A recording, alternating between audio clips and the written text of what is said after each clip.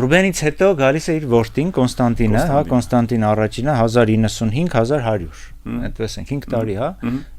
Ըստ երևույթի նաև հոր հետա կարակալ է, թե չէ, չգիտենք, չունենք նման։ Շատ այդ շրջանի աղբյուրները շատ սակավ են եւ շատ աղքատ են, այսինքն իրենք այդքան առատ տեղեկություններ չեն։ Բյուզանդացիներն են գրում, ով են գրում, թե հայ հեղինակները ոչ միայն բյուզանդացիներ, այլ ասորի պատմիչները, հայ հեղինակներ այդքան էլ չեն անդրադառնում այդ շրջանին,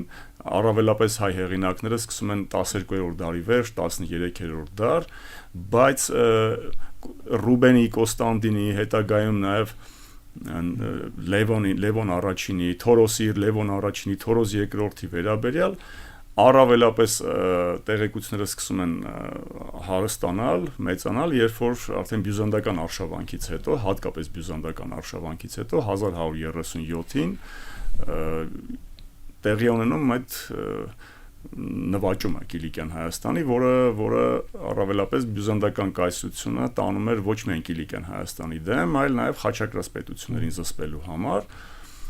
եւ հենց այդ շրջանում է, որ շատ ճակատագրական իրադարձություններ են տեղի ունենում, երբ որ Թորոսը կարողանում է փախչել արդեն գերությունից, դա էլ շատ մութ դետեկտիվ պատմություն է, ոնց է փախչում, ինչպես է ստացվում, Լևոնը այնտեղ թե սպանվում է, թե մահանում է, դա էլ հետազոտություն պահանջող որոշակի կարիք ունեցող հարց է,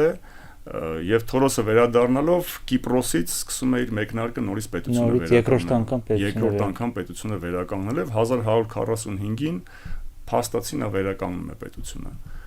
Դա դա նաև նշանակում է, որ արդեն տրադիցիա կար, արդեն մարդհիշողություն կար պետության։ Այսինքն մենք երբ որ խոսում ենք Կիլիկիայում հայկական դեմոգրաֆիական գերակայության մասին, դա միայն ժողովրդագրական գերակայություն չէր, դա արդեն քաղաքական որոշակի էլիտաների ձևավորումներ, որը արդեն 12-րդ դարի կեսերին մեծ մասամբ հակակայսերական էր։ Հակակայսերականության այդ մոտիվացիա ինչ որտեղ հիմքով, լծակով ձևավորվեց հենց Կիլիկիայի հայկական պետությունը ինչ որտեղ, բայց հետագայում արդեն խաղացողները առհասարակ այդ տարածաշրջանում, հատկապես երբ որ Իկոնիայի սուլթանությունն էլ գնալով թուլացավ, հետո եկան մոնղոլները, դա արդեն 13-րդ դարի խնդիր է, ինձ համար միշտ եղել է հենց այդ խորհրդանշական ինչու հենց Կիլիկյան շրջանում կարողացան դրամներ հատել, որտեղ Բագրատունի ժամանակ չկար, Ապշակույնի ժամանակ չկար, եւ դա շատ սիմվոլիկ հարց է։ Ինչու իրենք կարողացան դրամ հատել, որտեղ դրամը նաեւ ցույց է տալիս, թե Լևոնից սկսին հատել, թե Թագավորից սկսեցին։ Առավել հավանական է, որ հենց Լևոնից սկսեցին հատել, բայց հնարավոր է նաեւ գտնվեն որոշակի դրամներ, որոնք վերաբերում են մինչեւ Լևոնը։ Եթե չեմ սխալվում, Մլեհի ժամանակաշրջանի դրամներ էլ կան, եթե չեմ սխալվում, բայց ինչն է այստեղ կարևոր, որ ինչու օրինակ Արշակունյաց շրջանում չէին հատում, բյուզանդական Բագրատունյաց շրջանում չէին հատում, որովհետև կային գերտերությունների դրամական միավորներ, որոնք ճնշում էին առհասարակ տարածաշրջանի հնարավոր այլ դրամական միավորների ի հայտ գալը, բայց Կիլիկյան շրջանում հենց դրամը ինքը արտահայտում այդ քաղաքական աշխարհաքաղաքական դրվածքը, որ արդեն բյուզանդական հեգեմոնիայի նահանջի հետ նաև նահանջում էր բյուզանդի կամ հիպերպիրոնի կամ այդ բյուզանդական դրամական միավորի գերակայությունը, միևնույն ժամանակ նաև արաբական դրամի գերակայությունը։ Ես էլի եմ կրկնում, ներողություն եմ խնդրում, ես միջամտում եմ, թե շրջանի մասնագետ չեմ, զուտ տրամաբանությունն եմ փորձում աշխատացնել։ Երևի նաև առևտրական հզորության մասին էր ցույց տալիս, առևտրական գործոն լինելը, որ դու այնքան ուժեղ էիր, որ այդ տարածաշրջանում կարողանում էիր քո դրամը պարտադրեիր նաև այլ երկրների առևտրականներին։ Այսինքն, երբ որ մենք ունենք կայսրությունների դրամական միավորների նահանջ զուգահեռ կայսրությունների նահանջի հետ, դու ունենում ես հնարավորություն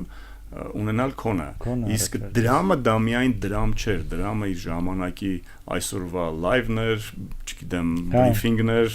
ասուլիսն է, ամեն ինչն է, որով դու կարողանում ես հասարակությանը, հանրությանը ներկայացնել քեզ, ինչպիսին ես դու, ով ես դու, այսինքն այդ share-ն է, մեծ հաշվով դրամի, որը նաև պետության սահմաններն է ինչ որտեղ ուրվագծում եւ դրամի ունենալը դառնում էր արդեն ատրիբուտ։ Այսինքն առևտուրը, դրամը, դրանք փոխկապակցված պատճառը հետևանքային փոխկապակցված երևույթներ են։ Եթե ես փորձեմ ամփոփել, ասենք օրինակ Ռուբեն առաջինից մինչև Թորոս երկրորդ, դա ինչու նաև այդ շրջանում չկան բավարար աղբյուրներ, որպեսզի մենք նրանց կերպարների մասին ավելի ստույգ, ավելի գոնե շոշափելի պատկերացում կազմենք, էլ ավելի խորը, դա այն շրջաններն են, երբ որ ընդհանրապես տարածաշրջանը ռազմաքաղաքական կոալիզիաների մեջ էր, հա, այսինքն խաչակրած արշավանքներ, գնում էր կենացու մահու պայքար ազդեցության ոլորտների բաժանման համար։